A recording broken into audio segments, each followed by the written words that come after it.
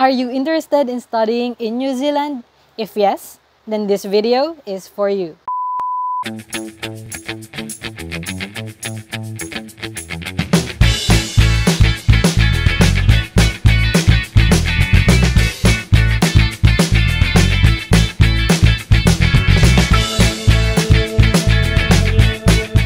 Hi guys! Welcome back to my channel at sa isa na namang episode ng Madam Travels.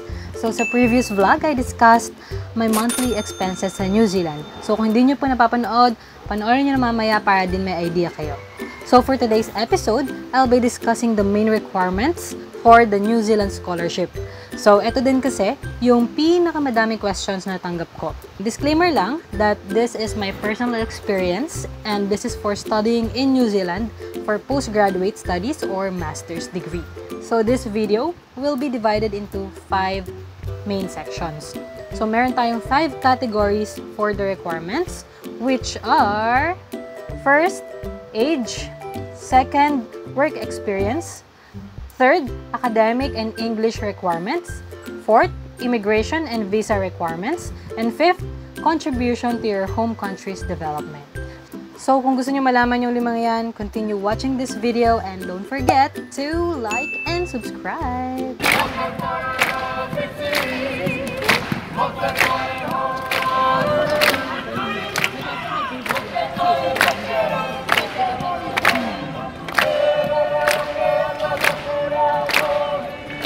Pleasure to welcome everybody to the University of Auckland. Okay, so unahin natin yung age. You must be 18 years old and above to qualify for a New Zealand scholarship. There's no upper limit for the age, pero encourage nila na below 40 years old yung mag-a-apply. Yan guys. So next ay yung work experience. Your previous or current work should be aligned or related to the course that you will pursue. So for example, nag-work ako as a project officer for disaster relief and rehabilitation dito sa Philippines. And then, I took Master of Disaster Management in New Zealand. So yun, kailangan align siya guys.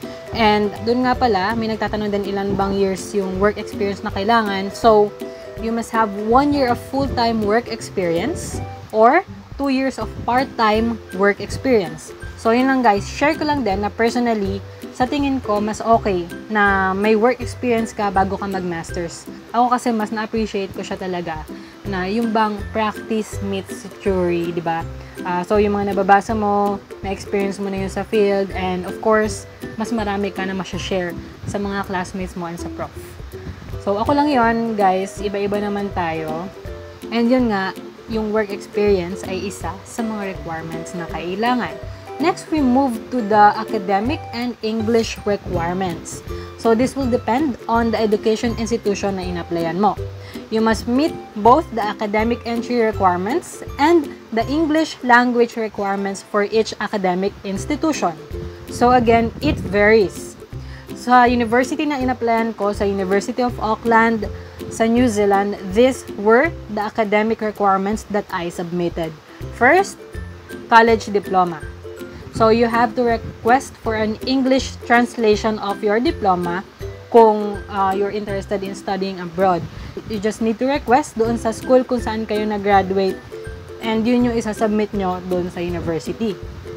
So next ay TOR or Official Transcript of Records. So yung copy ng academic transcript nyo, make sure na may grading scale siya.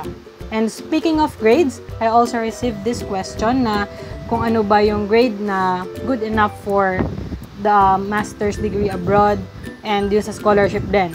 Sa New Zealand scholarship, kasi they also depend on the grade requirements of your academic institution na a-applyan. So for example, sa University of Auckland, sa Graduate School of Engineering, Master of Disaster Management, yun yung tinake ko, yung requirement doon ay GPA of 5 sa New Zealand to.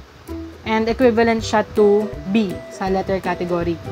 And kinompute ko yung sa equivalent niya sa Pilipinas, you need to have a grade of 225 kung sa UP system na grading yon or kung uno yung pinakamataas na grading. So again guys, itong grade na to ay para sa University of Auckland, para sa Master of Disaster Management, Faculty of Engineering. So yun yung tinake ko. Again guys, iba-iba yan per university, iba-iba yan per faculty, per course.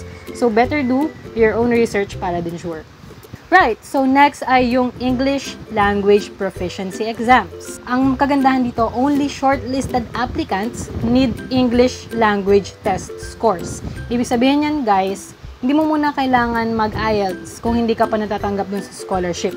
Which is, I think, maganda dito sa New Zealand scholarship dahil I think dun sa iba, kailangan na natanggap ka na dun sa university. Eh, yung mga universities, nagre-require sila na meron kang IELTS or any English language proficiency exam na tinake. So, ano-ano nga ba yung English language exams na accepted sa New Zealand University? So, first ay yung IELTS or the International Language Testing System. Second, yung TOEFL. I don't know if I pronounce this right, but ito yung the Test of English as a Foreign Language. Third, yung PTE Academic or the Pearson Test of English Academic. And fourth, yung Cambridge Academic English Advanced Level. So, any dito sa apat na to, pwede mong i-take. For me, I took the IELTS noong 2018. And then, there were 4 components. Reading, writing, speaking, and listening. And then, I paid 10,270 pesos that time, which will be reimbursed if you pass the scholarship application process. If you want to know how I passed the IELTS, just comment down below. I can share it sa next videos and yung iba nyo pang questions. So, ano nga ba yung mga scores na required? Generally, to study for a postgraduate qualification, you must have at least, first, an overall IELTS score of 6.5 and no band less than 6 doon sa mga components na binanggit ko kanina. If you'll take the TOEFL, you must have a score of 90 on the internet-based test with a writing score of 21. So, doon naman sa PTE academic score, an overall score of 58 with no communicative skills score less than 50. And for the Cambridge Academic English Advanced Level, overall score of 176 with no bands less than 169. So, yun guys yung basic para dun sa University of Auckland. The other schools may have different requirements, so better check. Always check guys. Depende yan sa apply ninyo. And fourth category, yung immigration and visa requirements. So basically, you have to prepare your valid passport. And for the student visa, mag-a-apply ka dun sa Immigration New Zealand. And kapag nakakuha ka nito, you are allowed to work 20 hours per week doon sa New Zealand. So, I had the opportunity to work then while studying sa New Zealand. And I can share this with you guys in mga next videos. So, kukuha ka lang ng New Zealand visa, student visa, kapag tanggap ka na sa scholarship. Noong time na kumuha ako, I paid 295 New Zealand dollars for the student visa. And I got mine noong 2019. And then, they will reimburse it after. Okay, so next requirement ay yung medical. So, nung time ko, may dalawa lang na accredited para sa medical dito sa Luzon. Yung isa sa St. Luke's, sa BGC, at yung isa sa Makati, yung Nationwide Health Systems Oaks Incorporated. I'm not really sure para sa Visayas and Mindanao, pero yung meron din ako mga friends na doon nagpa-medical. Yung iba pumunta pa sa Manila for the medical. Pero, i-search na lang guys, or pwede kong i-ask yung mga friends ko if you want. So, comment lang kayo para masagot ko yung question nyo. So, yung sa akin, I paid 13,350 pesos last 2019, which again will be reimbursed if you got accepted sa scholarship. So, ito din kasing medical, kailangan siya for your visa. You don't have to do the medical exam kapag hindi ka pa na-notify na scholar ka. So, yun guys. Bago ka magbayad-bayad, syempre, kailangan mo na may notification na natanggap ka dun sa scholarship. And lastly, ito yung pinaka-important na requirement, yung contribution to your home country's development. So, all the scholars under the New Zealand scholarship must contribute to their home country's development. You have at least 2 years of return service in your home country. So, kasi yung purpose ng New Zealand scholarship is to fund the training of the citizens dun sa developing countries so they can share the knowledge and skills that they gain from their study doon sa kanilang home country.